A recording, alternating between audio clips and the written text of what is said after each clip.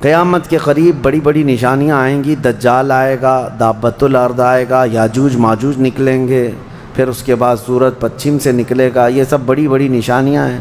حضرت عیسیٰ علیہ السلام کا نزول اس سے پہلے، یہ سب ہو جانے کے بعد پھر روئے زمین پر سے مسلمان ختم ہو جائیں گے۔ پھر ایک وقت آئے گا کہ جب سب لوگ اپنے اپنے کاموں میں مصروف ہوں گے، کوئی کسی کو پڑی نہ ہوگی، اور پھر دنیا میں سب اپنے اپنے کاموں میں اس طرح سے مصروف ہوں گے، کوئی کپڑا کاٹ رہا ہے، کوئی دودھ دوہ رہا ہے، کوئی کھیتی باڑی میں ہل چلا رہا ہے۔ اللہ تعالیٰ قرآن میں فرماتا ہے کہ تم دیکھو گے ان زلزلۃ الساعۃ شیء عظیم یوم ترونها تذهل كل مرضعۃ عما ارضعت وتضع كل ذات حمل حملها۔ اچانک ایک سور کی آواز آئے گی، وہی سور آج ہم نے تلاوت میں پڑھا ہے۔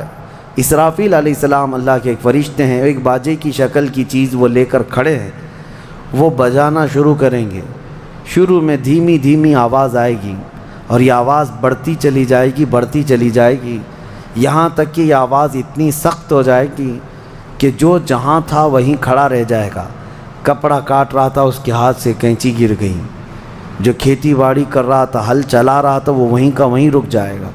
دودھ دوہنے والا اس کا ہاتھ ویسے ہی رہ جائے گا، یہاں تک کہ حاملہ عورتوں کے پیٹ سے بچہ نکل کر گر جائے گا، جو عورتیں حمل سے ہوں گی۔ اور اس کے بعد پھر ایسی غشی، پھر سب پر موت طاری ہوگی اور زلزلے آئیں گے اور پوری زمین کو ہلا کر کے ختم کر دیا جائے گا۔ یہ قیامت ہے، یہ قیامت ہے۔ سور پھونکنے پر سارے انسان جتنے روئے زمین پر ہیں سب کے سب ختم ہو جائیں گے۔ اس کے بعد اللہ تعالیٰ فرماتا ہے ثم نفخ فیہ اخری، پھر دوسری بار سور پھونکنے کا حکم ہوگا۔ لیکن کیسے؟ سور جب حضرت اسرافیل علیہ السلام پھونکیں گے، پہلے انسانوں کی موت، پھر یہاں پر جتنی مخلوقات ہیں، جنات ہیں، جانور ہیں، سب کی موت، چرند پرند تو چھوڑے، نباتات، یہ پیڑ پودوں میں کی جان ختم۔ چاند سورج کو جب ختم کر دیا گیا تو پھر کوئی چیز ہی نہیں، ستارے، چاند، سورج سب، بلکہ اللہ تعالیٰ کے جتنے ملائکہ ہیں، جبرائیل امین علیہ السلام سے لے کر دوسرے ایک فرشتے تک، سارے ملائکہ کو بھی موت آئے گی، سب موت کے شکار ہوں گے۔ اور سارے جب انتقال کر جائیں گے تو پھر بچتا کون ہے؟ صرف حضرت اسرافیل علیہ السلام، جنہوں نے سور پھونکا۔ اب ان کو سور پھونکنے کا حکم جو تھا وہ کہا جائے گا روک دو اب۔ پھر اللہ تعالی حضرت اسرافیل علیہ السلام کو بھی موت طاری کرے گا، اور روح نکالنے والا فرشتہ کون ہے؟ ملک الموت اسرائیل علیہ السلام۔ اب تک یہ سب کی روح نکال چکے ہوں گے، اور پھر اللہ تعالیٰ اسرائیل علیہ السلام کی بھی روح نکال دے گا۔ اسرائیل جو سب کی روح نکالتے ہیں، ان کو بھی موت ہے، ان کو بھی موت ہے۔ اور پھر ہم نے پڑھا کل شیء ہالک الا وجہہ، ہر شے فنا ہو جائے گی سوائے رب العالمین کے۔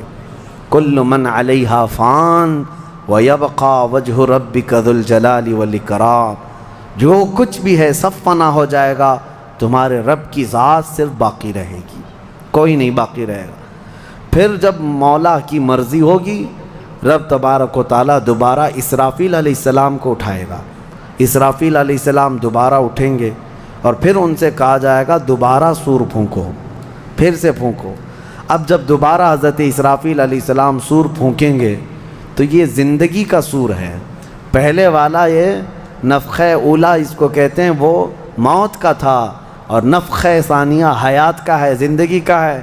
اب رب تعالیٰ نے جو وعدہ فرمایا تھا کہ ہم تمہیں موت کے بعد دوبارہ اٹھائیں گے، یہ وعدہ اس وقت پورا ہوگا۔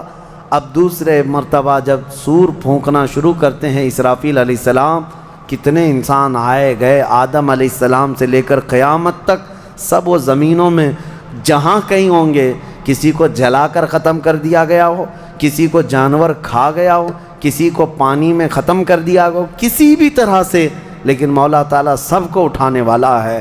لیکن فرمایا حدیث پاک میں ہے کہ یہ دوسری سور پھونکنے کے بعد سب سے پہلے روئے زمین پر جو اٹھیں گے وہ محمد الرسول اللہ کی ذات۔ میرے آقا صلی اللہ تعالیٰ علیہ وسلم فرماتے ہیں میں اپنی قبر سے اٹھوں گا سب سے پہلے، اور محشر کے میدان کی طرف جو حضور جائیں گے تو فرماتے ہیں حضور صلی اللہ علیہ وسلم اٹھیں گے، ان کے بعد ابو بکر صدیق، ان کے بعد عمر فاروق رضی اللہ تعالیٰ عنہ، پھر ساری کائنات کو اللہ اٹھائے گا۔ اور جب رسول کریم صلی اللہ تعالیٰ علیہ وسلم فرماتے ہیں میں میدان قیامت میں اس حال میں آؤں گا کہ میرا ایک ہاتھ ابو بکر کے کندھے پر ہوگا، دوسرا عمر ابن خطاب کے کندھے پر ہوگا۔ یقیناً وہ اس دن کے دولہا ہے، قیامت کا منظر ہے جب رسول کریم صلی اللہ تعالیٰ علیہ وسلم تشریف لائیں گے۔ اور اس کے بعد رب تعالیٰ نے فرمایا، سورہ زمر میں 2 آیتیں آئی ہیں، وَسِيقَ الَّذِينَ كَفَرُوا إِلَى جَهَنَّمَ زُمَرًا، اب جو کفار تھے ان سب کو کھینچ کر کے لایا جائے گا میدان قیامت میں۔ پہلے تو میں آپ کو بتا دوں پوری تفصیلات قیامت کے میدان میں، اس کے بعد ان آیتوں کی تفسیر پر آتا ہوں۔ پھر جب سب کو اٹھا دیا گیا تو ایک زمین ہوگی، اب وہ زمین کہاں ہوگی وہ اللہ بہتر جانتا ہے کس جگہ، کیونکہ یہ زمین ہے ہی نہیں، یہ آسمان ہے ہی نہیں، تو پھر اس وقت بنے گا کیا یہ اللہ ہی بہتر جانے۔ کہاں بنے گا، کس طرح بنے گا، اس میں ہم نہ سوچ سکتے ہیں نہ مثال دے سکتے ہیں۔ اب آپ مجھے بتاؤ یہ جو زمین جس پہ آپ بیٹھے ہیں یہ ختم ہونے والی، کیا رہے گا نیچے؟ آسمان جو دکھ رہا ہے یہ بھی ختم ہونے والا ہے، پھر کیا رہے گا اوپر ہمیں نہیں معلوم، لیکن اللہ کریم ایک زمین بنائے گا جس کے متعلق کہا گیا وہ تانبے اور پیتل سے بنی ہوئی ہوگی، یہ مٹی والی زمین نہیں۔ اور پھر اس کے بعد سورج کو پھر دوبارہ زندہ کیا جائے گا اور سورج کو سب کے سروں پر لا کر کھڑا کر دیا جائے گا۔ اب وہ زمین اور جس میں سارے انسانوں کو جمع کر دیا گیا ہے، آپ اندازہ کریں وہ زمین میں نہ کوئی عمارت ہوگی نہ درخت ہوگا، وہ بالکل فلیٹ زمین ہے، صرف میدان ہی میدان ہے۔ ایسا نہیں ہے کہ یہاں پر کوئی میدان اور تھوڑی دور کے بعد کوئی عمارت دکھے گی یا کوئی درخت دکھے گا یا کوئی پہاڑ، نہیں، کچھ نہیں، صرف سیدھی زمین۔ اسی لیے کہ وہاں تم 500 سال بھی اس میدان میں بھاگتے رہو گے تو سائے کے لیے ایک پتا بھی نہیں ملے گا، ایک پتا بھی نہیں، کہاں سایہ حاصل کر سکو۔ لیکن کچھ خوش نصیبوں کے لیے اللہ نے فرمایا کہ عرش کا سایہ انہیں اللہ عطا فرمائے گا۔ وہ کون لوگ ہیں؟ ان میں کئی لوگ ہیں، جس میں سے ایک ہی میں بتاتا ہوں، رجل تعلق قلبہ بالمساجد، وہ ایسا آدمی جس کا دل مسجدوں میں لگا ہوا ہے، قیامت کے دن اسے اللہ عرش کا سایہ عطا فرمائے گا۔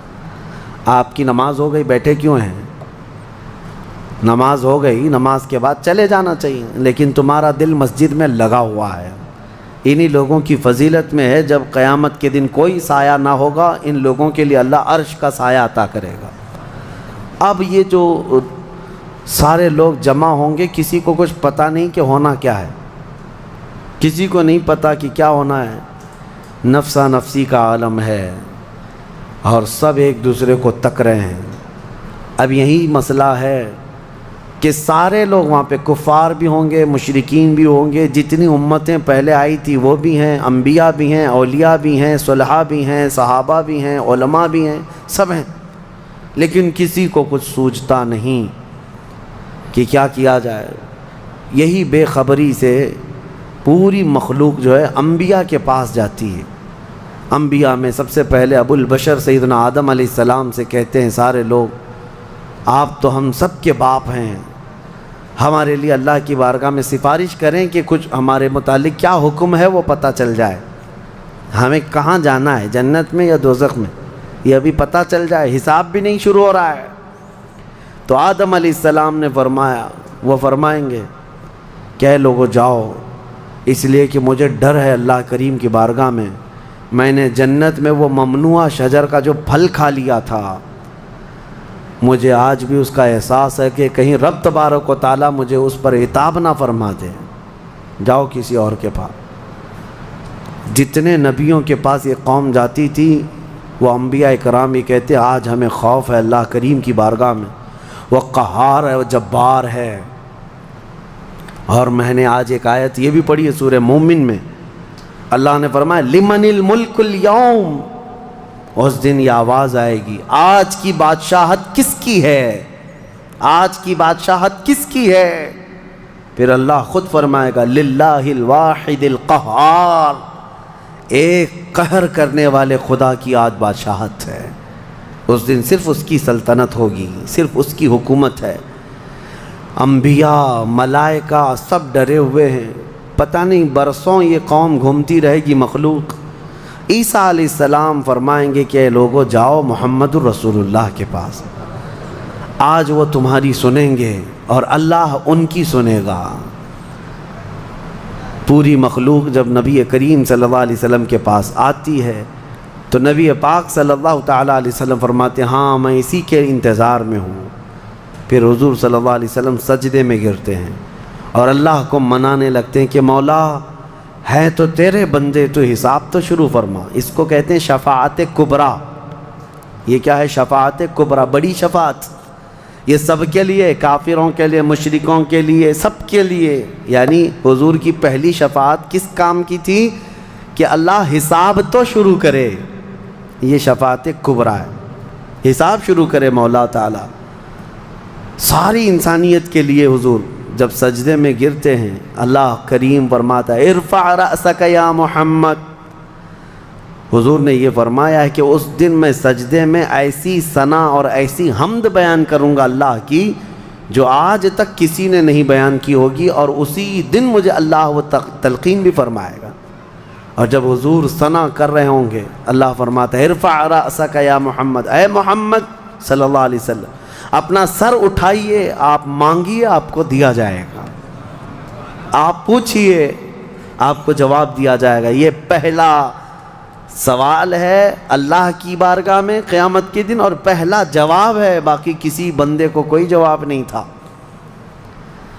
اللہ کی بارگاہ میں حضور نے جب یہ عرض کیا تو رب تعالیٰ فرماتا ہے ملائکہ کو جس کی ڈیوٹی تھی، جس کا کام تھا کہ میدان قیامت میں میزان عمل لگا دیا جائے، حساب و کتاب ہوں، سب کے نام اعمال ان کے ہاتھوں میں دیے جائیں، سب کو پڑھنے کا حکم دیا جائے۔ اب حساب کا آرڈر آ گیا، حکم آ گیا، تو لوگ تھوڑی راحت کی سانس لیتے ہیں کہ چلو حساب شروع ہونے والا ہے، لیکن ابھی اتنا آسان نہیں ہے، اتنا آسان نہیں۔ اب فرشتے لا رہے ہیں سب کے اعمال نامے۔ لوگوں کو ایسا لگتا ہے اعمال نامہ یہ 4 پنے کا ہوگا، ہاں جیسے ایگزام پیپر میں فل شیٹ A4 سائز کی شیٹ لے کر کے بیٹھتے ہیں۔ قرآن میں تو اللہ تعالیٰ نے فرمایا کہ جب نامہ اعمال فرشتے لے کر کے آئیں گے تو کتنے ہوں گے پتہ ہے؟ تمہاری نظر جہاں تک جاتی ہوگی وہاں تک صرف کتابیں تمہاری ہوں گی، صرف تمہاری کتابیں فرشتے لاد کر کے لا رہے ہوں گے۔ اس میں سب لکھا ہوگا، زندگی میں جتنی مرتبہ باتیں کیا تھا، جو کچھ بھی کیا تھا، سب ڈیٹیل ہوگا۔ اور ہر آدمی وہاں پکار کر کے کیا کہتا ہے؟ ما لہذا الکتاب لا یغادر صغیرۃ ولا کبیرۃ الا احصاها۔ اے اللہ تو کیسی کتاب بنا دیا، اس میں چھوٹی چیز بھی نہیں چھوڑی گئی، بڑی چیز بھی نہیں چھوڑی گئی، سب لکھ دیا گیا ہے۔ اور پھر لا کر کے تھما دیا جائے گا۔ یہ پہلی علامت ہے کہ جس کے سیدھے ہاتھ میں اس کے نامہ اعمال پکڑا دیے جائیں گے، فرمایا گیا اس کے لیے وہیں سے ہلکا پن ہے، بشارت ہے کہ آسانی ہوگی۔ اور جس کے بائیں ہاتھ میں فرشتوں نے پکڑا دیا تو سمجھ لو کہ اب لمبا اس کا وقت جانے والا ہے، حساب سخت ہونے والا ہے۔ یہ تو صرف پڑھ کے سنانا ہے اور اس کے بعد پھر پکڑ ہوگی کسی کام پر۔ یہ تو نے کیوں کیا تھا، اس کی وجہ بتا۔ یہ تو نے کیوں کھایا تھا، اس کی وجہ بتا۔ اس کے ساتھ ایسا کیوں کیا تھا، اس کا سبب بتا۔ صرف پڑھ کر کے سنانا نہیں ہے، جو کیا تھا اس کی وجہ بتانا ہے۔ اور جب وجہ کچھ نہ ہوگی، حکم آ جائے گا کہ انہیں اوندھے منہ کھینچ کر کے دوزخ کی طرف لے جائیں۔ یہ قیامت کے دن ہو رہا ہے۔ اب یہاں پر ایک دوسری شفاعت ہے میرے آقا صلی اللہ علیہ وسلم۔ اب یہ جو شفاعت ہے یہ خاص امت محمدیہ کے لیے۔ ایک شفاعت حضور نے فرمائی سارے انسانوں کا حساب شروع ہو جائے۔ جب حساب شروع ہو گیا تو رب حضور صلی اللہ تعالیٰ علیہ وسلم پھر سجدہ کرتے ہیں اللہ کی بارگاہ میں، اللہ فرماتا ہے محبوب سر اٹھائیں، پوچھیں، آپ کو دیا جائے گا۔ حضور عرض کرتے ہیں مولا میری امت کی بخشش آسان فرما دے، میری امت کا حساب آسان فرما دے۔ اب حضور کو اختیار دیا جائے گا، حضور کی یہ بھولی بھالی امت جہاں جہاں ہوگی، حضور صلی اللہ علیہ وسلم فرماتے ہیں میں ان کو دور سے پہچان رہا ہوں گا۔ دیکھو میرے عزیزو، بھرا مجمع ہے، کتنی امتیں ہیں۔ ایک صحابی نے پوچھا یا رسول اللہ ہم کو آپ قیامت میں پہچانیں گے؟ حضور نے فرمایا یقیناً پہچانوں گا۔ کیسے؟ حضور فرماتے ہیں زندگی میں تم جو وضو کرتے تھے، یہ جو اعضائے وضو ہیں، چہرہ اور ہاتھ، حضور فرماتے ہیں قیامت کے دن یہ سورج کی طرح چمک رہے ہوں گے، اور اسی چمک سے میں پہچان لوں گا یہ میری امت ہے، جس کے ہاتھ چہرے چمک رہے ہوں۔ جو وضو ہی نہیں کرتا اس کا کیا چمکے گا؟ لیکن حضور صلی اللہ تعالیٰ علیہ وسلم نے حدیث پاک ہے یہ، وضو کے اعضاء کی چمک سے حضور اپنی امت کو پہچان لیں گے، فلاں میرا امتی ہے، فلاں میرا امتی ہے۔ بہرحال اب اس کے بعد اب میں ان آیتوں کی طرف آتا ہوں۔ حساب و کتاب ہو رہا ہوگا۔ سب سے پہلے وہاں پر قیامت کے دن جن کو لایا جائے گا، الگ الگ روایات ہیں، اس میں 3 لوگوں کے متعلق فرمایا گیا، ایک عالم، ایک شہید اور ایک امیر آدمی پیسے والا۔ حالانکہ تینوں اچھے لوگ تھے دنیا میں۔ یہ جو امیر تھا بہت پیسہ بانٹتا تھا، اور یہ قاری قرآن تلاوت اچھی کرتا تھا، اور یہ شہید تو جنگ میں شہید ہوا تھا لڑ کر کے۔ تینوں کا حساب ہو رہا ہوگا۔ سب سے پہلے رب تبارک و تعالیٰ اس قاری قرآن کو بلائے گا، بتا تو قرآن کیوں پڑھتا تھا؟ وہ کہے گا میں نے تجھے اچھی آواز دی تھی، تو نے اس آواز کا کیا کیا؟ وہ کہتا ہے میں قرآن پڑھتا تھا بہترین انداز میں۔ رب تعالیٰ فرماتا ہے تو اس لیے پڑھتا تھا کہ لوگ تیری آواز کی تعریف کریں، کیا آواز ہے؟ اور لوگوں نے تعریف کر دیا، دنیا میں تجھے تیرا بدلہ مل گیا، یہاں قیامت میں کچھ نہیں، جاؤ جہنم میں۔ مالدار آئے گا، اس سے رب تعالیٰ فرمائے میں نے تجھے بہت مال دیا تھا، کیا کیا؟ کہے گا رب تعالیٰ میں نے غریبوں میں تقسیم کیا ہے، بہت خیرات کیا ہے۔ اللہ کریم فرماتا ہے کہ تو نے تو یہ نیت سے تقسیم کیا تھا نا کہ لوگ تجھے دیالو کہیں، سخی کہیں، تیری مال کی تعریف کریں، تو لوگوں نے تو وہ تعریف کر دی، دنیا میں جو تجھے ملنا تھا وہ مل گیا، تیری خواہش ہو گئی، یہاں کچھ نہیں۔ اسے بھی فرمایا جائے گا دوزخ میں ڈال دو۔ تیسرا جو شہید ہے اس کے لیے بھی رب تعالیٰ فرماتا ہے میں نے تجھے جوانی دی تھی، کیا کیا؟ کہا اے اللہ میں لڑتا رہا کافروں کے مقابل میں اور اپنی جان دے دیا۔ فرماتا ہے رب تعالیٰ کہ تو یہ سوچتا تھا نا کہ لوگ تیری بہادری کی تعریف کریں، لوگ تجھے بطل جلیل کہیں، مجاہد کہیں، تو یہ لوگوں کی تعریف سننے کے لیے کرتا رہا۔ اگر تیری یہی خواہش تھی اور لوگوں نے تیری تعریف دنیا میں بہت کر دی، اب یہاں تیرا کچھ نہیں ہے، اسے بھی دوزخ میں بھیج دیا جائے۔ یہ ریاکاری ہے۔ یہ پہلا حساب جن لوگوں کا ہونے والا ہے، یہ 3 لوگوں کے بارے میں حدیث پاک میں ہے۔ پھر میرے آقا صلی اللہ علیہ وسلم فرماتے ہیں قیامت کے میدان سے اس وقت تک کوئی پیر ہٹا نہیں سکتا جب تک اللہ 5 سوالات نہ کر لے۔ ان میں سے پہلا سوال یہی ہے کہ اللہ فرمائے گا میں نے تجھے جوانی دی تھی، تو نے کہاں خرچہ کیا؟ یہ ہر ایک کو بتانا پڑے گا، ہر ایک کو بتانا پڑے گا۔ اب آپ اپنی اپنی تیاری کر لو کہ کہاں کہاں خرچہ کیا، اللہ کو مجھے بتانا ہے۔ آج اگرچہ تم ہماری باتوں کی طرف توجہ نہیں کرو گے، کیئر نہیں کرو گے، لیکن ایک دن وہ آئے گا جب تمہیں اللہ کی بارگاہ میں کھڑے ہو کر اپنی جوانی کا پل پل بتانا ہوگا، وہاں کوئی چارہ نہیں ہوگا۔ وہی اب آیت کریمہ ہے وَسِيقَ الَّذِينَ كَفَرُوا إِلَى جَهَنَّمَ زُمَرًا حَتَّى إِذَا جَاءُوهَا فُتِحَتْ أَبْوَابُهَا وَقَالَ لَهُمْ خَزَنَتُهَا، کافروں کی جماعت کو فرشتے کھینچتے ہوئے دوزخ کی طرف لائیں گے۔ دوزخ کیسی ہوگی میں انشاءاللہ العزیز اس کو عرض کروں گا آخری میں، رمضان کے آخر میں، کیونکہ یہ جو عشرہ گزر رہا ہے یہ جہنم سے آزادی کا عشرہ ہے۔ کاش اللہ ہمارا نام بھی آزاد ہونے والوں میں شامل فرمائے کہ جہنم سے آزاد ہونے والوں میں ہمارا نام شامل ہو گیا تو پھر قسمت ہی قسمت سے۔ جب لایا جائے گا دوزخ کے کنارے جماعت کی جماعتیں آ رہی ہوں گی، جماعت یہاں پر اللہ نے فرمایا زمرہ، زمرہ یعنی بہت کثیر تعداد میں جماعت کو کھینچ کر کے لایا جائے گا، پھر دوزخ کے دروازے کھول دیے جائیں گے، فتحت ابوابها، دروازے کھول دیے جائیں، وقال لهم خزنتها، اور جو دربان ہے دوزخ کے دروازے پر حضرت مالک، وہ فرشتے ہیں بڑے سخت قسم کے فرشتے ہیں، وہ ان سے پوچھیں گے، جو جماعت دوزخ میں ڈالے جانے کے لیے لائی جا رہی ہوگی ان کو پہلے پوچھیں گے، الم یأتکم رسل منکم یتلون علیکم آیات ربکم وینذرونکم لقاء یومکم ھذا، اے لوگو کیا تمہارے پاس اللہ کا کوئی رسول نہیں آیا تھا؟ کیا تمہیں اللہ کی آیتیں پڑھ کر کے کسی نے نہیں سنایا تھا؟ یا آج کے دن کے بارے میں تمہیں کسی نے ڈرایا نہیں تھا کہ قیامت آنے والی ہے؟ یہ دوزخ کا فرشتہ لوگوں سے پوچھے گا، قرآن میں اللہ فرماتا ہے، تو لوگ کیا کہیں گے؟ قالوا بلا ولکن حقت کلمۃ العذاب، وہ کہیں گے ہاں کیوں نہیں آئے تو تھے لیکن ہم جھٹلا دیے تھے، نبیوں کے پیچھے نہیں چلے، قیامت کے دن پر یقین نہیں رکھے، اور عذاب ہمارے اوپر واجب ہو گیا، ہم جا رہے ہیں۔ قیل ادخلوا ابواب جہنم خالدین فیہا، ان سے کہا جائے گا ادخلوا ابواب جہنم، داخل ہو جاؤ جہنم کے دروازوں میں، خالدین فیہا، ہمیشہ تم رہو گے یہاں پر۔ یہ کافروں کے لیے ایسی آواز آئے گی کہ وہ چیخ مارتے ہوئے دوزخ میں کود رہے ہوں گے۔ فَبِئْسَ مَثْوَى الْمُتَكَبِّرِينَ، اللہ فرماتا ہے کیا ہی بری جگہ ہے، کیا ہی برا ٹھکانہ ہے یہ گھمنڈ کرنے والوں کا، زمین پہ اترانے والوں کا جو اللہ کو نہیں مانتے تھے۔ اب سنیے، 1000 سال تک دوزخ میں جلتے کڑتے رہیں گے، پکارتے رہیں گے، پکارتے رہیں گے، اے مالک اے مالک اے مالک اے مالک۔ کون؟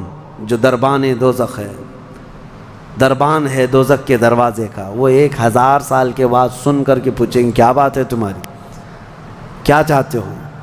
کفار و مشرکین کہیں گے کہ ہماری بات کرا دے اللہ سے، ہماری بات کرا دے اللہ سے کہ کچھ ہم پر بھی رحم ہو جائے۔ حضرت مالک کہتے ہیں خدا قہار ہے غضب پر، خدا قہار ہے غضب پر، اللہ کریم کی بارگاہ میں بات کرنے کی بڑے بڑے فرشتوں کی ہمت نہیں ہے، کہیں گے ابھی نہیں میں بات کرا پاؤں گا، پھر وہ 1000 سال اور عذاب میں جلتے رہیں گے، چیختے رہیں گے۔ دوسرے 1000 سال کے بعد حضرت مالک پوچھیں گے کیا بات ہے؟ جہنمی کہیں گے کہ اے مالک تو ہماری بات کرا دے اللہ سے۔ آپ کی بار حضرت مالک کہتے میں ہمت کرتا ہوں، اللہ قدیر و جبار کی بارگاہ میں عرض کرتے مولا جتنے بھی دوزخ میں جا چکے وہ تجھے فریاد کر رہے ہیں، وہ تجھ سے بات کرنا چاہتے ہیں۔ اب رب تعالیٰ کی طرف سے جواب آتا ہے حضرت مالک کو، اے مالک ان دوزخیوں سے کہہ دو کہ آج کے بعد رب تبارک و تعالیٰ نہ ان کی طرف نظر فرمائے گا نہ کلام کرے گا، لا یکلمہم اللہ یوم القیامت ولا ینظر الیہم، ان کی طرف رب تعالیٰ دیکھنا بھی نہیں چاہتا۔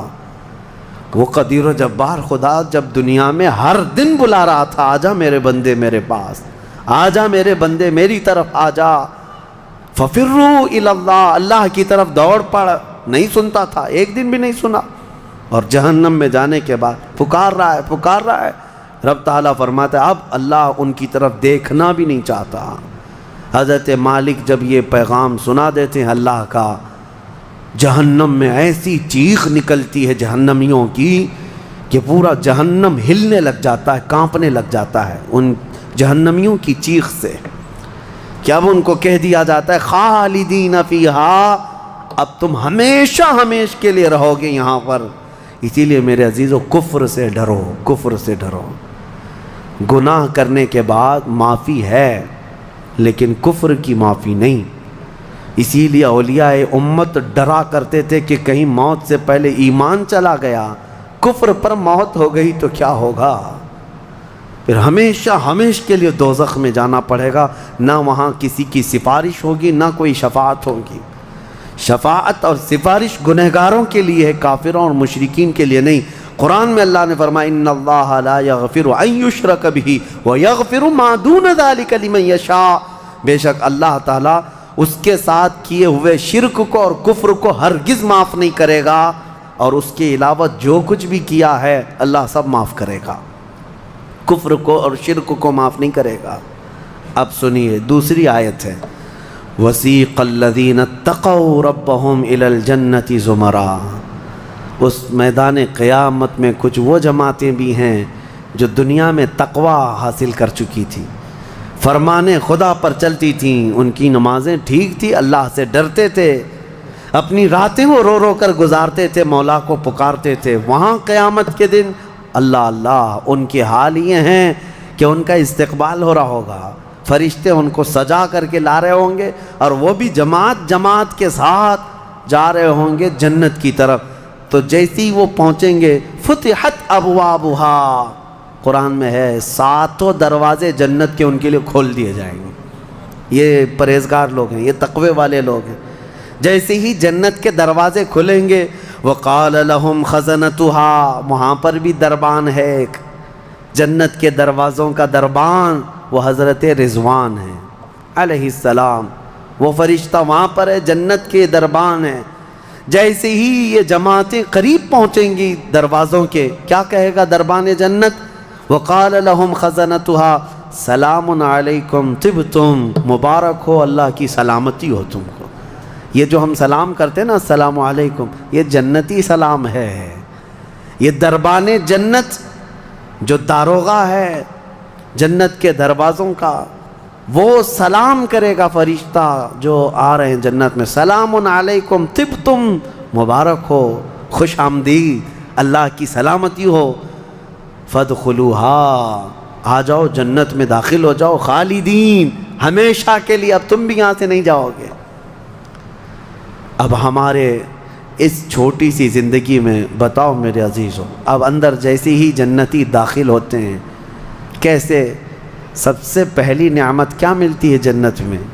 اللہ اکبر، آپ کے لیے اور ہمارے لیے سیب ملے گا، انگور ملے گا، گوشت ملے گا، کھانے کے لیے کیا ملے گا؟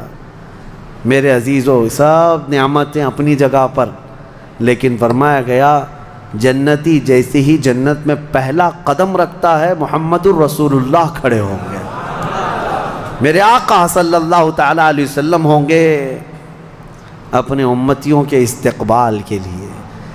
اس سے بڑی نعمت کیا ہے میرے عزیز؟ جنت میں داخل ہو جانے کے بعد اب سورہ واقعہ جب آپ پڑھیں گے تو جنت کا اس میں تذکرہ ہے۔ اللہ نے فرمایا ثلۃ من الاولین وقلیل من الآخرین علی سرر موضونۃ متکئین علیہا متقابلین، وہاں دیوان لگائے ہوں گے، بڑے بڑے محلات ہوں گے جن کی ایک اینٹ سونے کی، ایک اینٹ چاندی کی بنائی ہوگی، پورے زمین پر جو گھاس ہوگی وہ زعفران سے بھی زیادہ ملائم۔